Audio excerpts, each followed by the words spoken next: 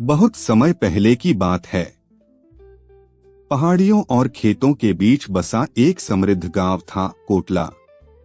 कोटला छोटा जरूर था, लेकिन उसकी पहचान उसकी एकता, अनुशासन और मेहनती लोगों से थी। इसी कोटला पर राज करते थे राजा महाराज खुशहाल पाल। वे सिर्फ नाम के राजा नहीं थे, बल्कि जनता के सच्चे सेवक थे। उनका महल भले ही ऊंचा था, लेकिन उनका दिल जमीन से जुड़ा हुआ था। राजा जो जनता के बीच रहता था। महाराज खुशहाल पाल हर सुबह घोड़े पर सवार होकर गांव का भ्रमण करते। वे किसानों से फसल का हाल पूछते, बुजुर्गों के पांव छूते और बच्चों के सिर पर हाथ फेरते। उनका मानना था, राजा वही है जो जनता का दर्द समझे। कोटला की प्रजा उन्हें डर से नहीं, सम्मान और प्रेम से मानती थी। कठिन समय की परीक्षा। एक वर्ष कोटला पर बड़ा संकट आया। लगातार सूखा पड़ा, कुएं सूखने लगे, फसल नष्ट हो गई। गांव में निराशा फैलने लगी।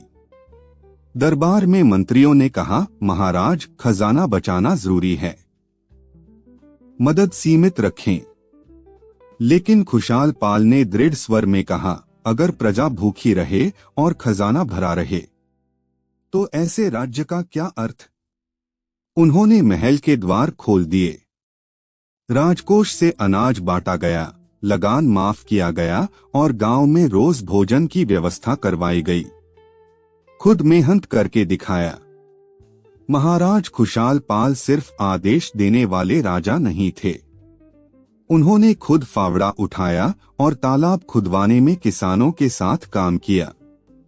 राजा को मिट्टी में काम करते देख पूरा कोटला जाग उठा। लोग बोले, जब राजा झुकेगा तो हम क्यों पीछे हटें। कुछ ही महीनों में तालाब तैयार हुआ, पानी लौटा और खेत फिर से हरे हो गए। ज्ञान और संस्कार का राज। खुशहाल पाल का मानना था कि तलवार से नहीं, शिक्षा से राज्य मजबूत होता है। उन्होंने कोटला में गुरुकुल की स्थापना करवाई। गरीब बच्चों की पढ़ाई का पूरा खर्च, अमर विरासत। समय बीता, महाराज खुशहाल पाल इस संसार से विदा हो गए। लेकिन कोटला आज भी उन्हें याद करता है। आज भी बुजुर्ग बच्चों से कहते हैं, अगर सच्चा नेता बनना है तो खुशहाल पाल जैसा बनो। महल खंडहर हो गया, लेकिन उनके आदर्श आज भी जिंदा हैं। कहानी की सीख। सच्चा राजा वही है जो सत्ता को सेवा समझे, संकट में जो साथ खड़ा रहे और अपने आचरण से प्रेरणा दे। महाराज खुशहाल पाल ने कोटला को राज्य नहीं, एक परिवार की तरह चलाया। सोच बदलो, जिंदगी बदलेगी। सब्सक्राइब एंड फॉलो जरूर करें।